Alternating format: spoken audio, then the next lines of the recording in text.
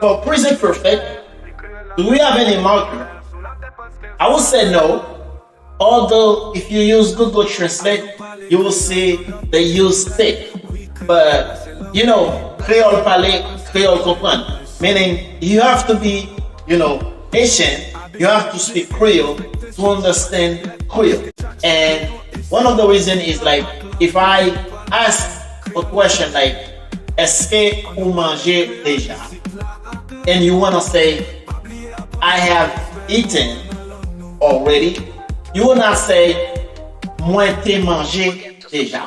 That's why I said Google Translate will use stay, but not for our station. We will say moi mangé déjà. So using the word déjà can indicate the past with the present tense, but we don't indicate it with the te like we did for the past. So I would say no. And I would say one example is moi manger déjà. Moi manger déjà.